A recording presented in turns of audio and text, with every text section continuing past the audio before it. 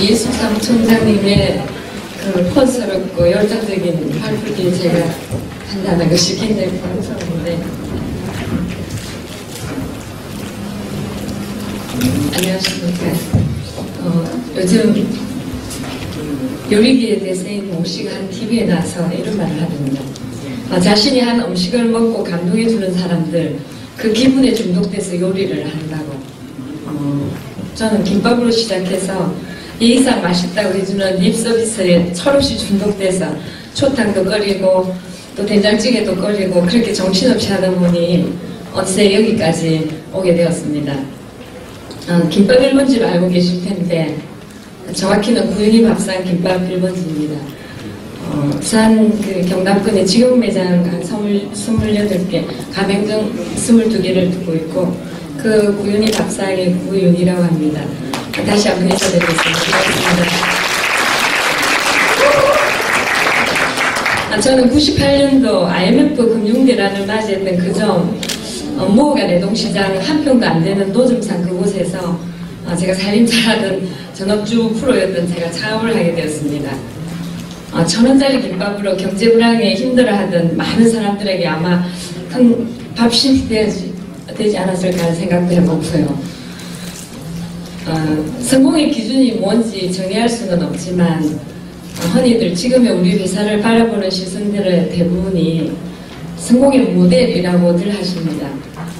그저 감사할 따름입니다. 하지만 저는 아직도 그런 이야기를 들을 때면 부족한가 부끄러움이 앞섭니다. 그럼에도 굳이 성공의 사례를 이야기하라고 하시면 20년의 세월을 거슬러 올라가야 합니다. 그 긴 시간을 주어진 이 짧은 시간에 다만의 령이 어디서부터 이야기를 시작해야 할지 막막하기도 하고요. 그래서 오늘 저는 사람들이 흔히들 말하는 성공이라는 것을 이루고 있는 수많은 부분들 중 한 부분에 대해서 말씀드리고자 합니다. 제 얘기를 들으시고 난 후 여기 계신 누군가는 시중에 넘쳐나는 자기개발서적에서나 나올 법한 상투적인 이야기라고 실망하시는 분들도 계실 것이고, 또 어떤 분들은 너무도 당연한 이야기를 뭐 그렇게 빙빙 돌려 하느냐고 핀잔을 주실 분도 계시겠지만, 그래도 제 얘기를 잠시 해볼까 합니다. 여러분 혹시 다이어트를 할 때 무엇을 먹어야 하는지 아십니까? 과일, 채소. 저도 나이가 있다 보니까 저기 나이살이 붙어가고 다이어트가 안 되더라고요. 다이어트 요즘 뭐 야채, 채소, 달걀 한 가지 음식만 먹는 그런 원푸드 다이어트, 또 한참 말이 많은 고기 먹는 고지방 다이어트, 또 뭐 해독 주스 위주의 디톡스 다이어트 등 많은 방법이 있겠지만 아무리 그래도 먼저 이것을 먹지 않으면 다이어트에 성공하지 못하는데 그게 무엇일까요?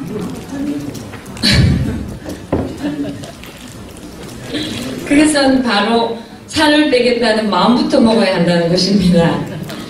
물론 우스갯소리에 지나지 않겠지만 사람들의 모든 행동은 마음이 동하지 않으면 절대 따라가지 않는다는 말에 너무도 정확한 표현이라고 생각합니다. 그래서 오늘은 은근 기대하고 계시는 저희 김밥 1번지만의 특별한 성공의 방법이나 비법과는 전혀 상관없는 모든 일을 대하는 마음가짐에 대한 제 생각을 이야기할까 합니다. 가끔씩 왜 그래 아마추어 같이 우리 흔히 이런 말을 쓰죠. 일처리가 서툴거나 상황 파악을 잘못하는 사람들에게 하는 실책성의 농담이겠죠. 반대말은 역시 프로는 달라 정도가 되겠죠. 그렇다면 프로와 아마추어의 경계는 무엇으로 결정지어지는 것이라고 생각합니까? 프로는 아시다시피 프로페셔널의 준말입니다. 그 직업적인, 전문적인 뜻이죠. 근데 이 프로의 어원이 라틴어 프로페시오에서 시작됐다고 합니다. 그 한국어로는 선언하는 고백 정도로 해석된다고 하고요. 그의 반면에 아마추어의 어원은 역시 라틴어로 아마토로에서 유래됐다고 합니다. 이제 애호가 좋아서 하는 사람으로 해석된다고 하고요. 그럼 이 둘의 차이점은 무엇일까요? 프로와 아마추어. 프로는 남들에게 나는 전문가입니다 라고 선언할 수 있으려면 그에 걸맞는 실력과 실력 물론이거니와 막중한 책임감까지 겸비하는 이야기입니다. 반면 아마추어는 취미나 소일거리 삼아 하는 수준이니 재미와 즐거움이 사라지면 그 일을 그만두게 됩니다. 아마추어 입장에선 재미가 없으면 의미도 없어지기 때문이니까요. 그렇게 아마와 프로의 차이는 실력의 차이라기보다는 어떤 일을 대하는 태도의 차이인 것입니다. 지금 저는 제가 프로라는 말씀을 드리려는 것이 아니고 뭐랄까 조금 더 프로다워지려고 지금까지 해왔던 제 고민을 말씀드리려고 할 뿐입니다. 전문가라고 감히 남에게 선언할 수 있으려면 어떻게 해야 할지의 수많은 고민들은 저 아니고 여러분들도 많이 하실 거라 생각이 듭니다. 그래서 저에게 그 어떤 하나의 답을 어렴풋이 내려준 것 같습니다. 그 고민들이. 그래서 그것은 아주 뜻밖의 곳으로부터 시작되었습니다. 그동안 모든 주어는 오로지 나로부터였습니다. 나의 문제, 나의 부족함, 나의 보완점, 또 장점, 또 나는 어떤 부분을 고쳐야 되는가, 또 어떤 부분을 부각시켜야 되는가, 늘 나에부터 시작되는 고민들을 저는 항상 하고 있었죠.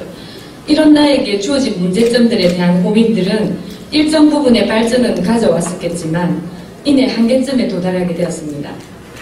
누구나 겪게 되는 정체기, 또 아무리 발버둥 쳐도 더는 나아지지 않는 슬럼프. 그러나 주어를 나의 서비스를 사는 고객으로 바꾸고 나니까 많은 문제점들이 의외로 명확해졌습니다. 내가 고객이라면 어떻게 생각할까? 결국은 파는 사람이 아닌 사는 사람의 입장이 되는 것이었습니다. 내가 손님이 되어보는 것, 나라면 내가 파는 상품과 서비스에 만족하겠는가? 입장의 변화가 가져다 주는 뜻밖의 결과들이 하나둘 보이기 시작했던 것이죠. 요즘 블로그들 많이 하시죠. 그리고 보시기도 할 텐데 그 블로그 중에서 우리 매장을 방문한 후기 댓글을 제가 매일 봐요. 보면 음식이 맛있다는 얘기들도 있지만 그 외적인 부분들, 뭐 그릇이 예쁘다, 앙증맞다 소품들이 그런 기억들이 더 남는다는 말들을 볼 수가 있습니다. 그런 것들이라고 생각합니다. 고객의 입장이 된다는 것이 자랑인 것 같죠. 음식점에서 음식만 맛있으면 그만이지 이런 말들을 해왔는데 늘 그건 이미 옛말이 되었습니다. 고객들의 눈높이를 하루가 다르게 이제 높아가는데 정작 그 눈높이를 따르기에는 우리들의 고민들은 아직도 많이 부족하다고 생각합니다. 이제는 한 가지만으로 고객들의 니즈를 충족하기 어려운 스마트한 소비 시대이며 1차원적인 어떤 허리를 해결하기 위한 행위에서의 음식 문화에서 다양한 볼거리와 재미거리를 담아내지 못하면 눈길을 돌려버리는 멀티문화로서의 음식 문화로 점점 더 변해가는 냉정한 소비의 시대이기도 합니다. 얼마 전 저희 매장 매출이 사실은 조금씩 20년 어떤 역사를 가지다 보니까 굉장히 한 5년, 7년, 10년 그 주기로 해서 저를 굉장히 긴장케 하는 그런 일들이 있죠.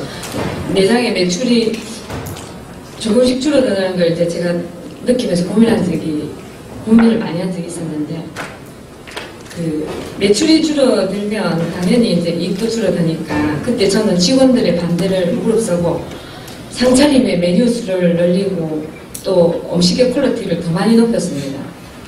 결국은 다시 매출이 제자리로 돌아왔습니다. 그게 이제 어려운 게 수익성이 작다 보니까 그 부분을 굉장히 신중하게 정말 저를 엄청난 어려움에 처하게 만들 수도 있는 부분이지만 결단을 내리고 치러야 할 대가는 또 분명히 따라왔어요. 늘린 메뉴에도 수만큼 올린 어떤 퀄리티 높이만큼 매출 대비 이익은 반비례했으니까요.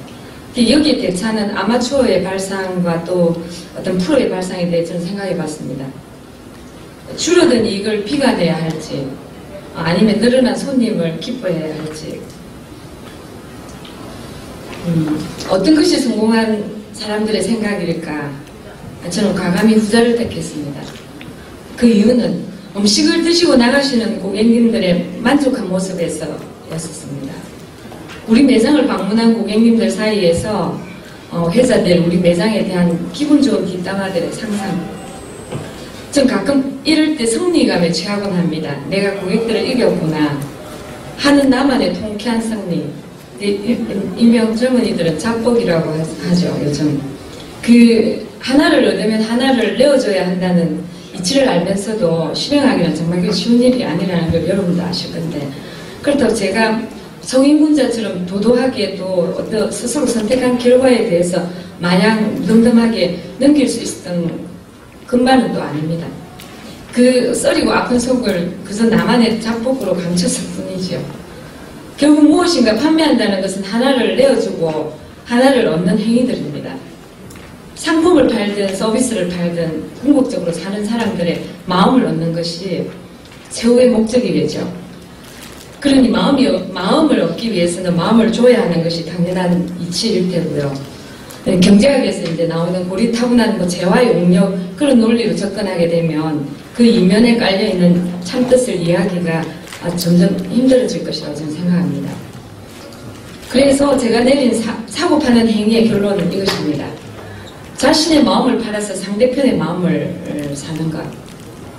좀 뭔가 분주한 느낌이 드는 내용인가 모르겠지만 정성스럽고 최선을 다하는 마음을 드리고 설레이고 행복해하는 마음을 받는다고 할까요? 그런 내용인데 쓸데없는 이야기들로 여러분들 귀한 시간만 낭비한 건 아닌지 모르겠습니다. 이제 마무리를 할까 합니다. 움켜쥐면 질수록 빠져나가는 모래알의 법칙들이 살면서 제법 많은 부분들에 적용됩니다. 그것이 정작 재물에 한정된 것이 아니라 사람들과의 믿음과 신뢰 또한 마찬가지로 생각합니다. 자신이 물러선 발걸음만큼 자신도 모르게 자신과 한 걸음 더 가까워지는 그 무엇들, 허무하게 빠져나가버릴 많은 것들을 지키기 위해 우리가 손에 가야 할 적정한 악력, 그런 적정한 타협들이 생각보다 많은 것들을 우리들 곁에 머물게 한다는 것을 여러분들도 잊지 마시기를 바라며 두서없는 넋두리를 마칠까 합니다. 여러분 모두 행복한 하루 되십시오. 감사합니다.